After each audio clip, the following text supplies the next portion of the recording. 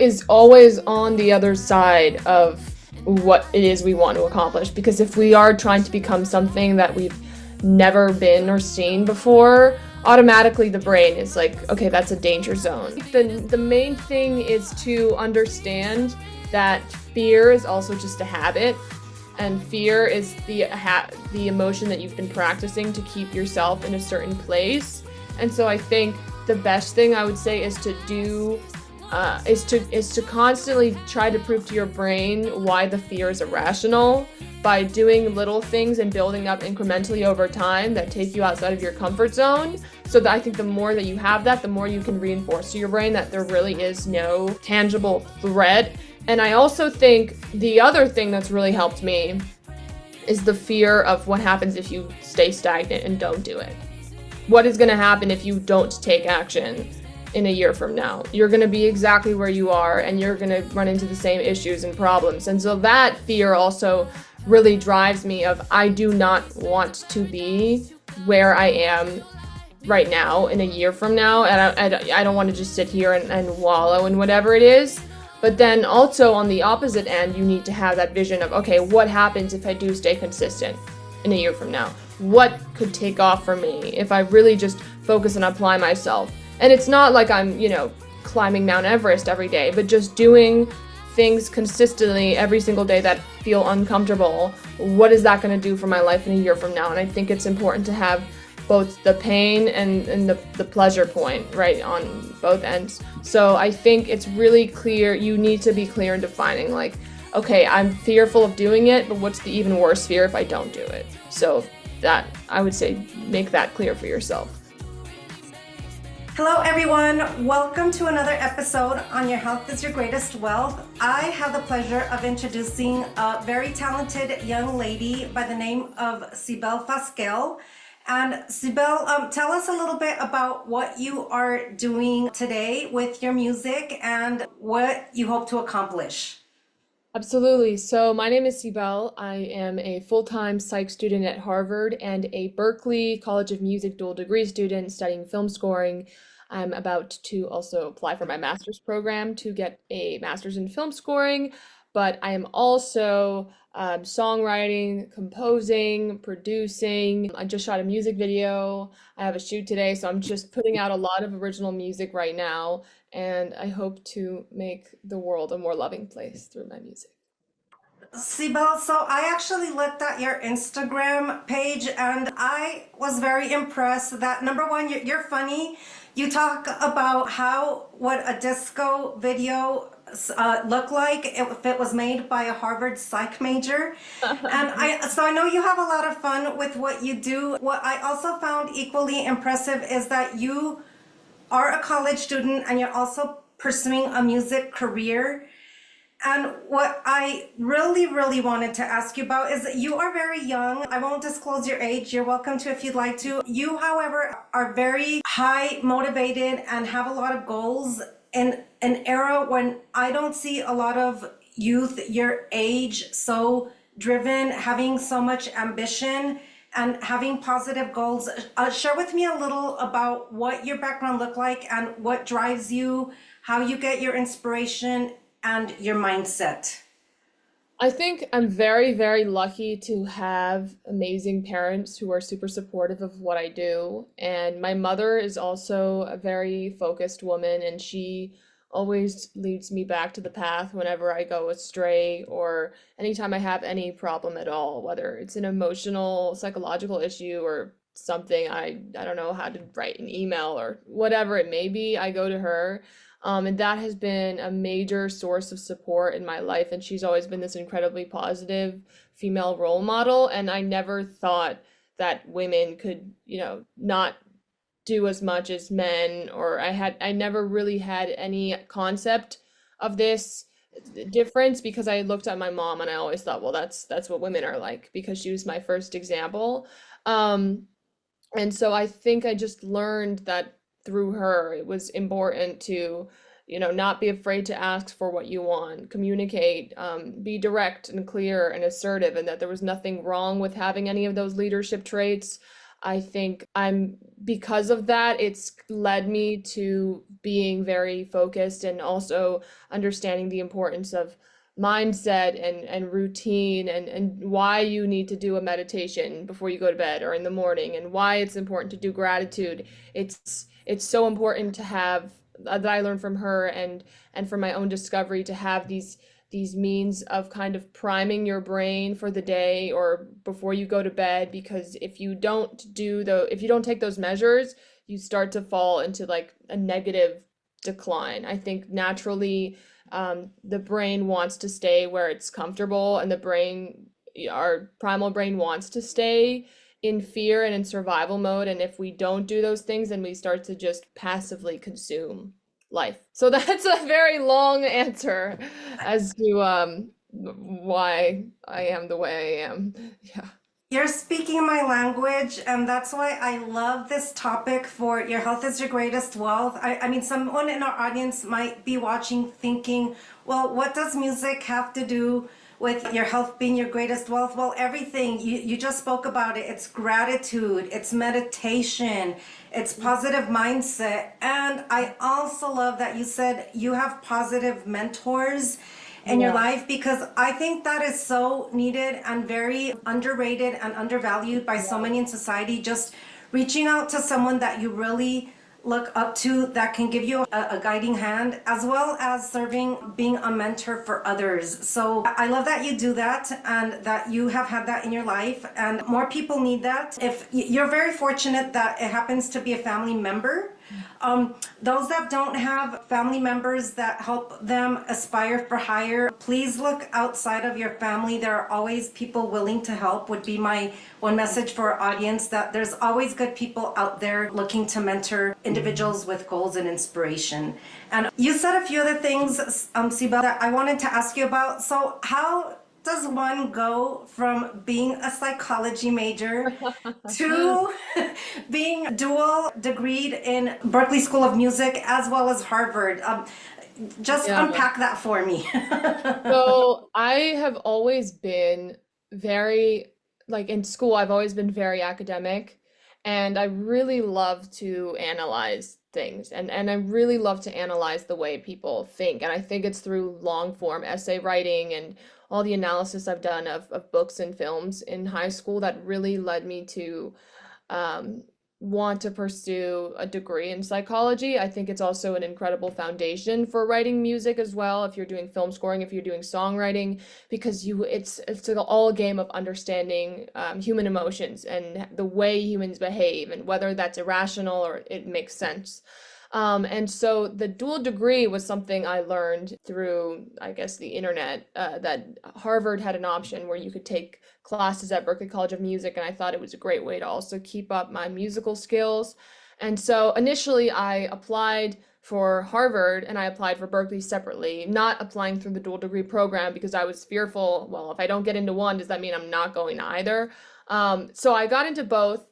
And then we had to go and call Berklee and say, well, I technically got into both. Can we do the dual degree program? So after many calls and a lot of logistical things we had to sort through, I was able to do the program. And the way that looks is I'm taking 2 to 3 Berklee classes per week. So I have to take the bus from Harvard, where I'm living. And then at Harvard, I take the normal course load, and I'm commuting back and forth.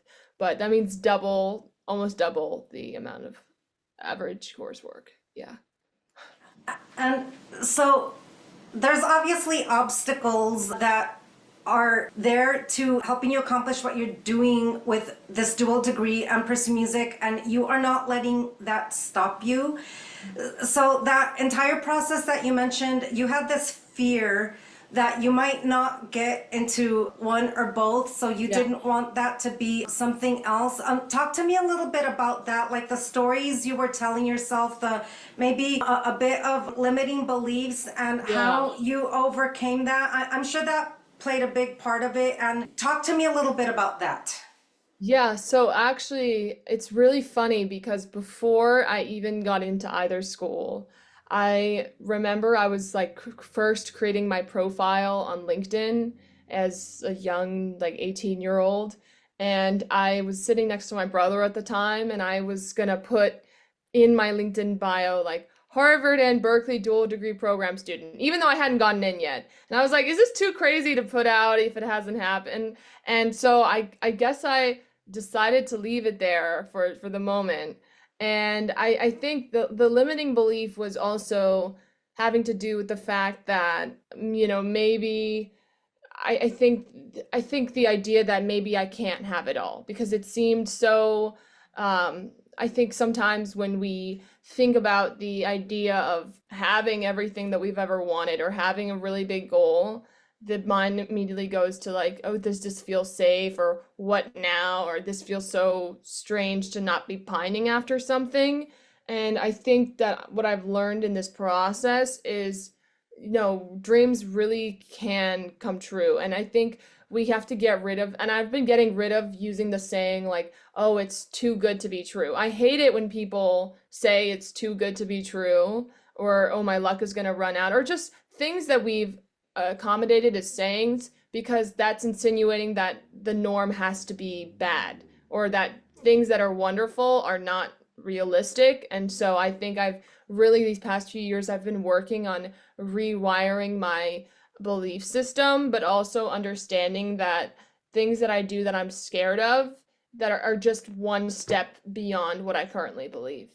So, Yes, so that's great personal growth, great personal development work. There are so many of us at any age that tell ourselves those limiting beliefs. And I think so many of us are now awakening to the reality that if we tell ourselves better stories, we can rewire our brain, and we are really setting our own limitations by the way we think and with those we surround ourselves by. So our environment matters. So it's very impressive that you at such a young age have that insight. And that brings me to my next question. You have this fabulous title on one of your songs called She's Got It. Can you talk a little bit about that and how it relates to what you were just speaking to? yes, absolutely. So at the end of my sophomore year of college, I was having a very rough time and I was feeling very burnt out by final exams and just some personal turmoil that was going on in my life psychologically and emotionally. And I think She's Got It, the song that I wrote, it was a perfect way of wish fulfillment for me. I wanted to be the woman who's got it. And so the concept initially emerged from we got a producer's beat. I was in New York, my mother was in LA, and I wrote this song, which was really kind of like a sad heartbreak, like I Will Survive, Gloria Gaynor kind of song. And I played it for my mother, and she says, well, why does it have to be like so sad? Like, is this really like the direction you want to go? And I said, no, but I don't really want to write about like romance or love or what, whatever other people write about in songs. And she says, well, you don't have to do that. Like, what's your focus right now? And I go, I'm just focused on my goals and my dreams. And she says, well, why don't you write a song about becoming your dream self? And so we came up with this concept of she's got it, like the being dreaming of the woman that you want to become, dreaming of the person you want to become, and then finally living into that image. First, seeing it as a faraway fantasy, and then realizing that that can soon become your mirror reflection if you just believe. Yeah. So where does Cybele Fasquelle see herself 5 years from now? Ooh, where do I see myself 5 years from now? I see myself writing music for film and TV, and I would love to write like the title song for like a big blockbuster film. That would like I in my idea maybe like James Bond. That would be very cool. Um, Definitely continuing to work with amazing creatives, traveling around the world to write and produce music. I would love to, I don't know if this is 5 years, but maybe like my 10-year vision. I would love to start an all-woman production company that does what Disney does, but has a lot more inclusivity in terms of the voices and the contributions so that we can create media for people of all ages and create stories that are timeless. So this would be a company with, uh, women who are designers, animators, sound mixers, musicians, all kinds of creative background women. And also we need people on the tech side, so and finance and lawyers and everything. Yeah. So again, referring back to your Instagram page book, I did see that there was a huge influence on films from the past that influenced you, including Yeah. I saw a little clip for Sweet Surrender Now. So definitely there is a flavor that the film industry really plays a role in what inspires you. And I did see that you referred to movies of old.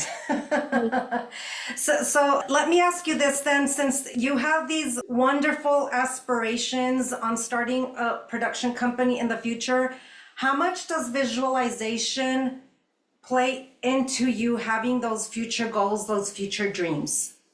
Oh, I mean, it helps. I think it's really difficult to go after something when when it doesn't seem tangible, where you can't physically see what that looks like right now. But I think when you visualize every day and you kind of immerse yourself in that state, it becomes real in your mind.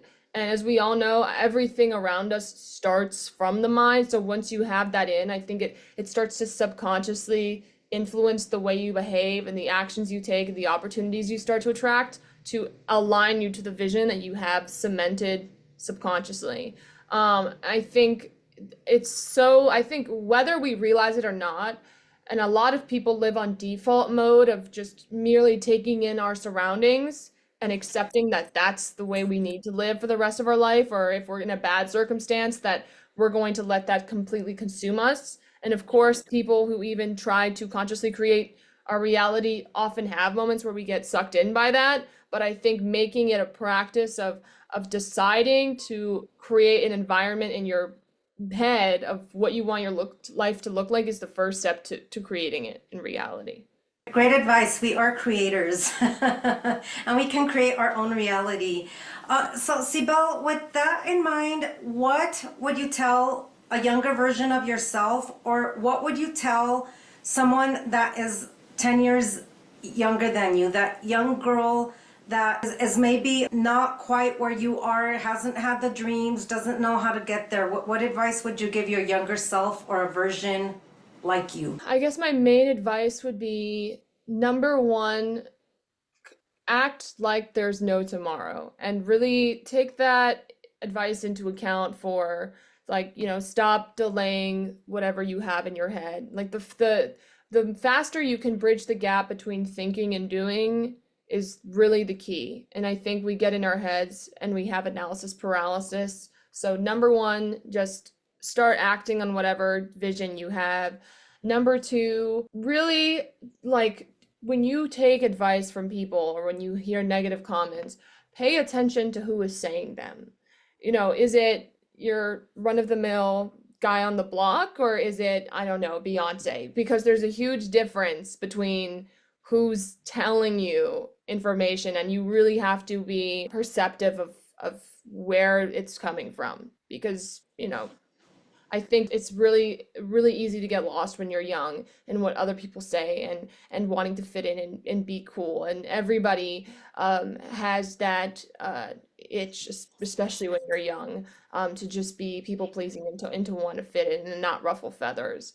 And then I say the third thing is to just really focus on your intention every single day, and really just have more clarity in your life and eliminate things that don't contribute to your vision. I think that takes a lot of discernment and discipline and sacrifice, which is why I think it's taken me longer to learn. But I think ultimately it really applies to anyone. Just get clarity and focus on fewer things to improve your life. So that's my advice. Yeah. That is actually a very, very mature response, and I think it applies to any age group. So, audience, heed that. That is wonderful advice. Cybele, I wanted to also ask you, especially for the younger generation, the Gen Zers, if you will, that as I mentioned, I think it's a little bit of a challenged generation. I have two daughters that age, and I spoke to you a little bit about it, and I see not them specifically, but just their generation, their demographic. Your demographic does have additional challenges, lack of dreaming, maybe a little bit of seeing the world around you and being a little pessimistic. And the one thing I actually wanted to ask you about was fear. I know fear stops so many of us at every age, including me, and having the fear and doing it anyway. But I know specifically because, Gen Z has grown up with so much social media that anything and everything you do is just out there for people to see and to criticize and judge. So talk to me a little bit about fear, how that has or hasn't played into where you're at, and if someone has a limiting belief of doing what they really want to do with pursuing their dream because of a fear, what would your advice be? Wow, that's a great question. I think fear is always on the other side of what it is we want to accomplish. Because if we are trying to become something that we've never been or seen before, automatically the brain is like, okay, that's a danger zone, or there's going to be a dinosaur that's going to eat you on the other side.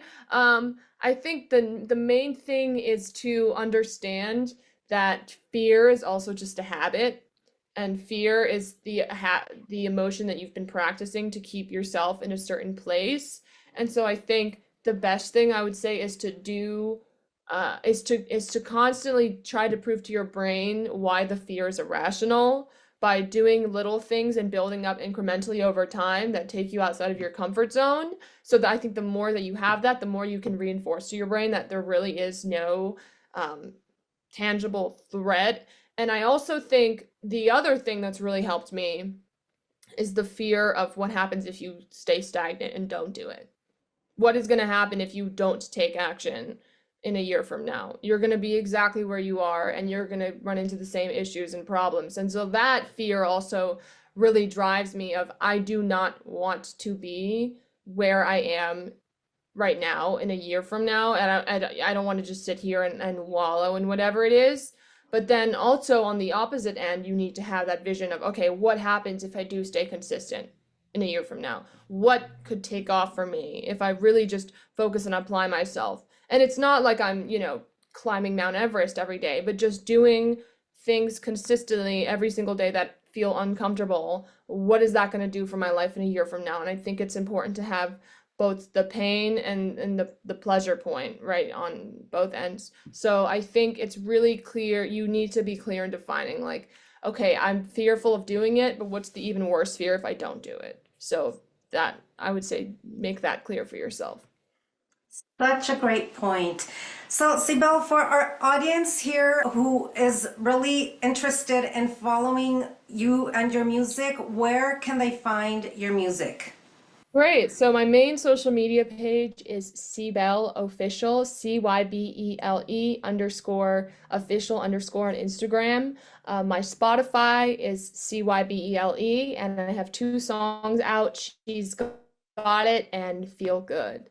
And they're both up-tempo summer anthems. So I think all of you will enjoy them a lot. And I have new music coming out very soon. That's very exciting.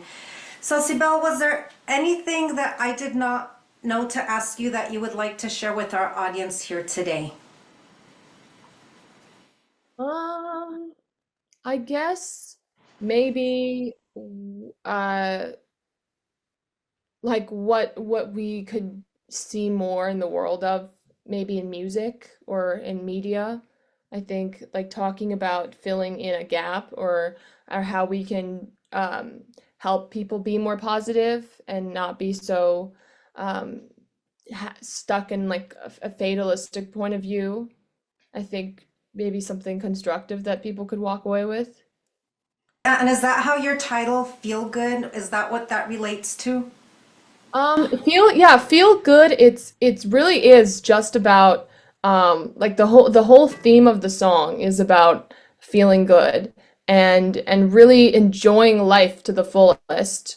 And whether that's going out and dancing with your friends or just, dancing in your kitchen. I think the whole theme of the song, and even if she's got it, is, live it extravagantly and act like your life is a movie. It doesn't harm anyone to see your life in a grand way. So, yeah. We here at Your Health is Your Greatest Wealth definitely do believe in feeling good. So thank you for that. Any last parting words, Cybele? The last thing I would like to share is to understand that everything incredible on earth has been accomplished by someone who had a dream and had fears, but decided to go through with it anyways. So you are no different, and I am no different, and everyone is no different from any of those people. It's just about having the audacity to follow through. So, and to keep pushing. Thank you, Cybele. You are very inspirational, and thank you everyone here on Your Health is Your Greatest Wealth for tuning into this episode. Thank you. Hello, this is Blanca Luna Ainsworth. Thank you for joining me on today's episode. And if you haven't already subscribed to Your Health is Your Greatest Wealth, can you do that now? Just hit the subscribe button below. And also, please share. This is not just a YouTube channel, it is a movement. The whole goal is to help you improve your own health.